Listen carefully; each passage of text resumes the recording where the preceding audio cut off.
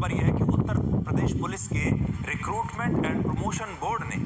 Paper leak के मामले की जांच कराने के लिए एक आंतरिक कमेटी का गठन कर दिया है और अब यही कमेटी इस बात का पता लगाएगी कि 18 फरवरी को उत्तर प्रदेश में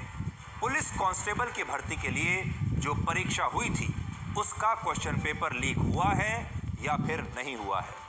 बड़ी संख्या में हमारे दर्शकों ने, खास तौर पर युवाओं ने और छात्रों ने हमें यह लिखा कि वो चाहते हैं कि हम कांस्टेबल की भर्ती के लिए इस परीक्षा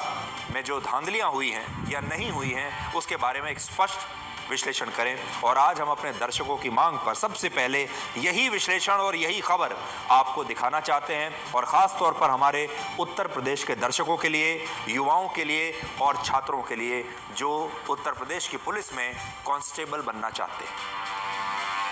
फिलहाल सोशल मीडिया पर बहुत सारे छात्रों ने यह शिकायत की है कि 18 फरवरी को दूसरी सिटिंग की परीक्षा से पहले ही उनके मोबाइल फोन पर एक प्रश्न पत्र आ गया था जो इसी भर्ती की परीक्षा से जुड़ा हुआ था, और इसीलिए अब बहुत सारे छात्र उत्तर प्रदेश पुलिस से पेपर लीक की शिकायत कर रहे हैं और दोबारा से इस परीक्षा को कराने की मांग कर रहे हैं। जबकि पुलिस भर्ती बोर्ड ने इन आरोपों को अपनी शुरुआती जांच में गलत बताया है और ये कहा जा रहा है कि एक ऐप होता है आपके फ़ोन में जिसका नाम है टेलीग्राम,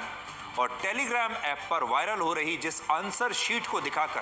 पेपर लीक होने का दावा किया जा रहा है उस मैसेज को एडिट किया गया है और पेपर लीक होने के जो तमाम दावे हैं ये गलत हैं। हालांकि अब भी जब हम आपको ये खबर दिखा रहे हैं इस समय भी बहुत सारे छात्र सोशल मीडिया पर लगातार इसके बारे में हमें लिख रहे हैं और वो चाहते हैं कि हम इसके बारे में खबर बताएं और पूरे देश को सही तस्वीर दिखाएं। और इस मामले की कड़ी कार्रवाई की मांग बहुत सारे छात्र और उनके परिवार कर रहे हैं और वो कह रहे हैं कि इसकी गहन जांच होनी चाहिए। इनमें से बहुत सारे छात्रों ने हमें यह भी लिखा कि वो और उनका परिवार क्वेश्चन पेपर लीक की खबरों की वजह से सो नहीं पा रहे हैं, बहुत बेचैन हैं, दुखी हैं और उन्हें पीड़ा हो रही है, और कुछ छात्र तो इसकी वजह से डिप्रेशन में भी चले गए हैं। और क्यों ना हो, ये होना लाजमी है क्योंकि हमारे देश में जो युवा हैं, छात्र हैं, वर्षों तक वो कोचिंग लेते हैं, मेहनत करते हैं, दिन रात पढ़ाई करते हैं कि उन्हें कोई सरकारी नौकरी मिले। उसके बाद जब परीक्षा होती है तो फिर ये खबर आती है कि परीक्षा में या तो जमकर धांधली हुई है, नकल हुई है या फिर क्वेश्चन पेपर लीक हो गया, और उसके बाद वो लोग पास हो जाते हैं जिन्होंने बेईमानी की है और जिन्होंने ईमानदारी से वर्षों तक पढ़ाई की है, मेहनत की है, कोचिंग ली है, वो सारे लोग रह जाते हैं।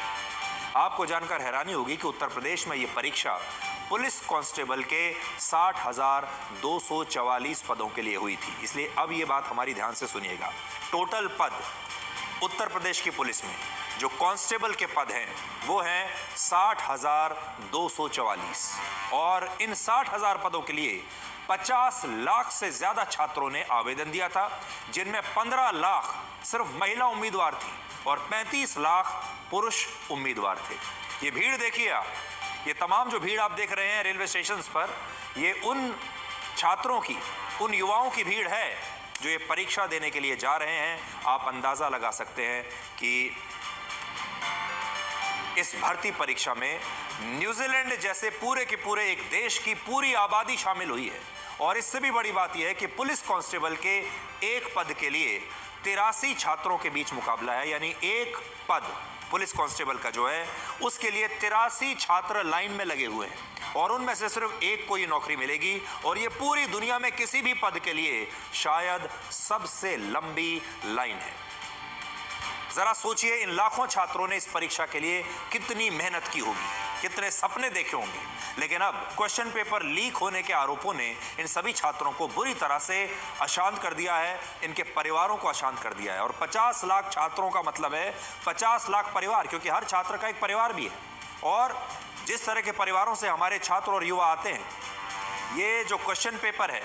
ये जो परीक्षा है, ये छात्र नहीं देता, पूरा की पूरा परिवार इस परीक्षा को देता है। पूरा की पूरा परिवार दिल थाम कर परीक्षा के नतीजों का इंतजार करता है, और ये छात्र इन आरोपों पर इसलिए भी यकीन कर पा रहे हैं क्योंकि हमारे देश में सरकारी नौकरियों की परीक्षा का पेपर लीक होना सबसे आम बात है। बल्कि मैं तो ये कहूँगा कि हमारे देश में आज किसी भी सरकारी नौकरी के लिए कोई भी भर्ती की परीक्षा ईमानदारी से कराना सबसे मुश्किल काम हो गया है। आप करा ही नहीं सकते, या तो उसमें नकल होगी या धांधली होगी या फिर क्वेश्चन पेपर लीक हो जाएगा, पहले से ही बेच दिया जाएगा।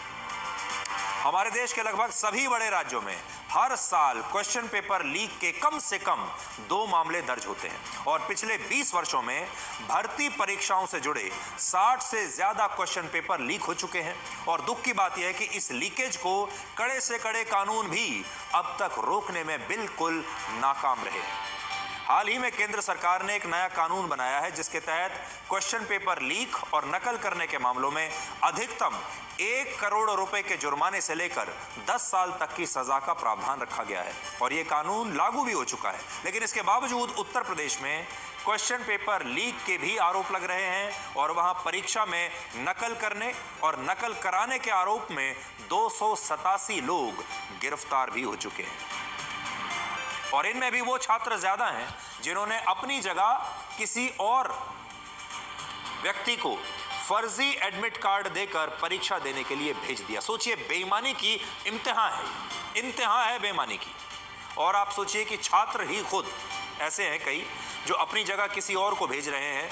परीक्षा देने के लिए, और ऐसा दावा है कि इसके बदले में इन छात्रों ने 1 से 5 लाख रुपए तक खर्च किए।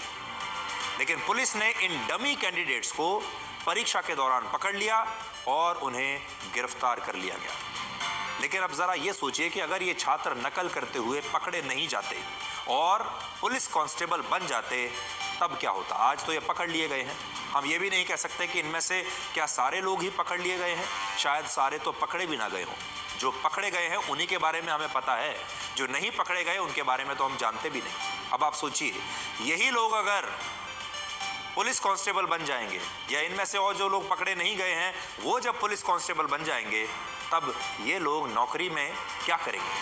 असल में परीक्षाओं में नकल और पेपर लीक होना किसी भी छात्र के लिए किसी त्रासदी के जैसा होता है। और ऐसा हम इसलिए कह रहे हैं क्योंकि हमारे देश में साल और अधिकतम 15 साल तक तैयारी करता है और इस दौरान उसकी पढ़ाई पर बहुत पैसा खर्च होता है, मेहनत होती है। एक बड़ा हिस्सा कोचिंग इंस्टीट्यूट्स को फीस के तौर पर चला जाता है और ये जो पैसा है ये परिवार अपने खून पसीने की कमाई से निकालकर इन बच्चों